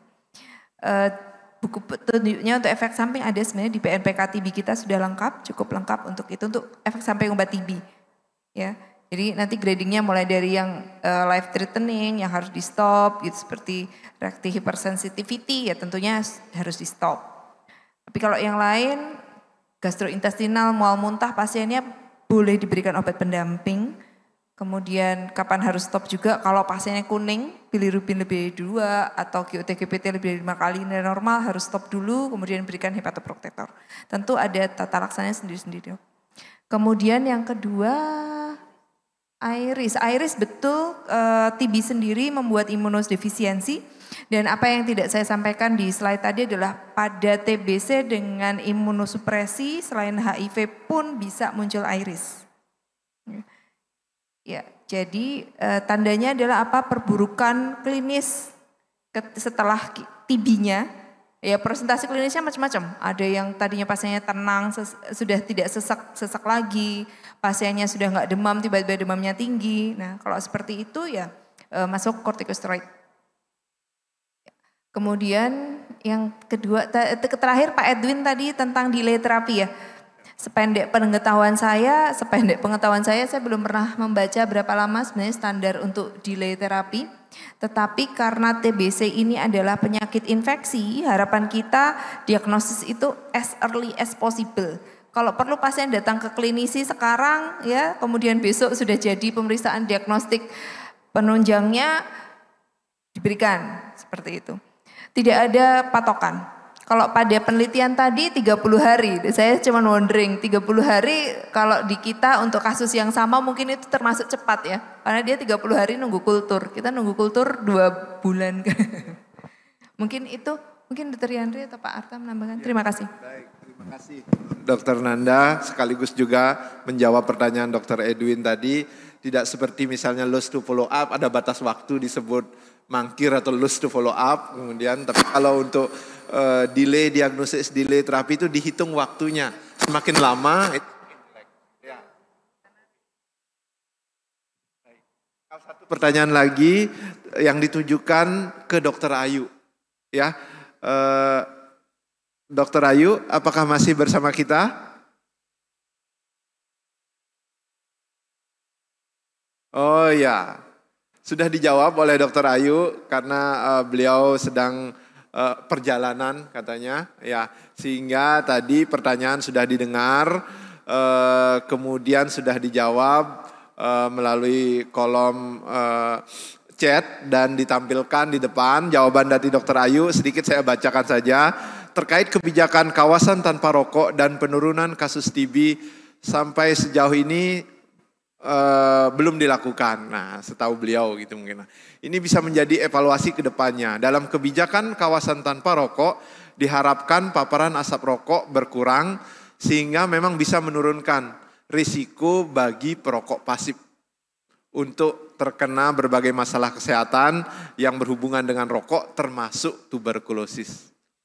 Namun catatan penting, implementasi kebijakan KTR memang belum optimal. Tingkat kepatuhan masih rendah sehingga efek proteksi untuk risiko terjadinya TB maksudnya juga masih belum optimal. Nah, terkait treatment delay idealnya semakin awal, oh ya ini udah tadi ya. Oke, demikian kurang lebih mudah-mudahan menjawab. Oke, ada waktu lagi 5 menit. Saya coba teman-teman ya sebelum kesini lagi, sebelum ke teman-teman yang hadir langsung, apakah ada para peserta yang hadir secara online menyampaikan pertanyaan di kolom chat maupun question and answer? Tidak ada. Oke, kalau tidak ada, ya silahkan Mas. Terima kasih atas waktunya. Nama saya Wahyu dari Jogja. Izin bertanya ke Dr. Nanda terkait dengan TB pada pasien dengan imunokompromis. Jadi seperti yang kita tahu bahwa TB itu kan salah satu problem utamanya adalah diagnosis dan tata laksana pada pasien-pasien yang nantinya akan progresi jadi active disease. Saya masih penasaran bahwa statement dan data tadi yang ditunjukkan oleh Dr. Nanda bahwa screening pasien-pasien TB dengan imunokompromis khususnya CKD itu kan IGRA-nya hanya sekitar 20% positif, padahal di pedoman tata laksana atau pedoman diagnostik pada pasien TB laten itu bagannya adalah TST dan IGRA. Apabila negatif tidak ada bagan tambahan. Nah, apakah ada tips atau kiat untuk pendekatan secara komunitas? Sebagai contoh misalnya pasien HD yang HD 2 kali seminggu, 4-5 jam ketemu sama sesama pasien HD yang sama, mungkin dalam waktu beberapa bulan dan tahun juga sangat tinggi untuk beresiko menularkan ke teman-teman yang lain. Apakah mungkin misalnya pemeriksaan X-ray toraks serial atau mungkin IGRA serial atau mungkin pemeriksaan sputum serial dengan harapan supaya pasien-pasien laten di populasi misalnya pasien HD rutin itu tidak menjadi active disease dan menularkan ke pasien yang lain. Mungkin sekian, terima kasih. Terima kasih Dokter Wahyu, langsung saja ya Dokter Nanda. Terima kasih. Pertama kita harus membedakan TB aktif dan TB laten. Kalau TB laten itu tidak menularkan, itu satu. Kemudian pendekatan diagnosisnya juga berbeda. Saya jawab dulu untuk TB aktif. TB aktif kita tahu dari kuliah tadi pagi juga spektrum TB disease itu banyak ya. Antara laten ke aktif TB itu ada subclinical TB dan sebagainya. Sehingga untuk screening TB aktif pada pasien-pasien dengan imunokompromis tadi dari guideline-nya yang disusun oleh IRA, tadi kita pada imunokompromis cari TB aktifnya dulu. Lihat gejalanya. Apakah ada demam, apakah ada batuk, penurunan berat badan, kemudian keringat malam. Kalau itu ada, evaluasi dulu. Ya, ambil TCM-nya. Kalau bisa kultur mahal ya, tidak semua tempat ada. Ya, minimal TCM X-ray. Jadi memang screening itu kombinasi antara 4 symptom, kalau dari WHO itu 4 symptom, demam, batuk, penurunan berat badan, keringat malam. Pada imunokompromis HIV sudah ditulis bahwa batuk tidak harus menunggu 2 minggu. Ya, jadi kombinasi antara simptom, kemudian X-ray, ya itu sih simptom X-ray serta riwayat histori TB-nya yang lalu. Nah, itu dulu untuk aktif TB. Kemudian IGRA tadi tidak digunakan untuk menentukan aktif TB. Itu yang harus diingat, ya. Kemudian untuk pertanyaan yang kedua, untuk deteksi TB laten, kita tahu bahwa pada pasien imunosupresi IGRA-nya tadi positivity-nya cukup rendah, ya kan, sekitar 20-30%. Kalau gitu, kenapa kok tidak langsung aja gitu, TPT misalnya ya? Jawabannya ada pada kita harus ketika kita memberikan terapi untuk TB laten, kita sebenarnya bergaining antara risk dan benefit. Pasien itu mereka yang mendapatkan benefit dari pemberian TPT adalah mereka yang memang berisiko paling tinggi untuk terjadinya reaktivasi. Itu juga tergantung dari timeline exposure. Jadi berapa jangka waktu dari, kalau di luar, kalau kontak tracing kita tahu ya, misalnya pasien satu kasus indeks, kemudian kita lakukan investigasi kontak, maka kita bisa langsung memberikan TPT tergantung usianya, dan kalau di atas 5 tahun ya IGRA TST dulu gitu. Tapi kalau di luar kontak tracing, populasi umum kita lakukan pemeriksaan IGRA atau TPT, TST, mungkin ya, apakah terus semua diobati? Kan tidak. Kita harus memilih berdasarkan stratifikasi resiko. Itu sebenarnya yang ditulis di jurnal ATS tadi. Dia menyusun stratifikasi resiko siapa-siapa saja sih yang sebenarnya harus diberikan TPT ya tanpa pemeriksaan penunjang tambahan. Dan CKD dan DM belum masuk ke situ. Karena stratifikasi resikonya tidak cukup tinggi untuk itu, untuk membuat decision itu. Ya, kita ingat bahwa pasien-pasien yang mendapatkan TPT juga dia kalau misalnya diberikan benefitnya less, kemudian kita berikan resiko toxicity efek sampingnya juga akan besar. Gitu ya. Kemudian pasien malignansi bagaimana dok? Dari hasil stratifikasi resiko itu pasien malignansi juga bukan termasuk ke kelompok yang bisa diberikan TPT tanpa pemeriksaan IGRA dulu. Yang hanya boleh diberikan TPT tanpa pemeriksaan IGRA dulu baru HIV. Dan pada beberapa konsensus di beberapa negara baru solid organ transplant. Tadi yang resikonya sampai 27 kali lipat itu. Ya, di kita belum, baru HIV dan anak yang kontak serumah kurang dari 5 tahun ya. Setelah memang tidak ada TBC aktif. Itu jawabannya. Semoga cukup menjawab. Terima kasih. Baik, terima kasih Dr. Nanda atas jawabannya. Bapak Ibu, para peserta yang saya hormati, semakin sore semakin menarik ya sebenarnya. Walaupun demikian waktu juga yang membatasi kita. Tapi belum memisahkan kita karena kita akan terus berjumpa sampai besok, bahkan nanti malam juga panitia ada pesan pengumuman kepada kita semua gitu ya, masih ada kegiatan. Sesi ini kita akhiri, saya tidak akan menyimpulkan tapi ada pesan penting dari ketiga pembicara yang bisa kita ambil bahwa pentingnya kolaborasi untuk penanggulangan TB tidak hanya di tingkat program tapi juga sampai di tingkat layanan, unit layanan, baik itu di rumah sakit maupun puskesmas misalnya, antar poli itu sangat penting sekali berkolaborasi. Mulai dari screening TB gitu ya, misalnya di poli lansia yang mengalami imunokompromis, sehingga meningkatkan notifikasi bermanfaat untuk program TB dan juga bermanfaat untuk pasien ketika semakin dini diketahui status TB-nya, TB or not TB, seperti itu tadi ya, maka dampaknya akan sangat berarti untuk meningkatkan outcome pengobatan setiap pasien. Dan ini sangat sejalan dengan tema besar Inatime kali ini, Together We Can. Ya, begitu ya. Demikian kurang lebih, tepuk tangan buat para pembicara yang sudah membuat sesi ini sangat menarik. Tepuk tangan buat Bapak Ibu peserta semuanya membuat aura sesi ini menjadi sangat antusias. Dan saya, dan saya akhiri dengan wassalamualaikum warahmatullahi wabarakatuh. Om Santi Santi Santi Om.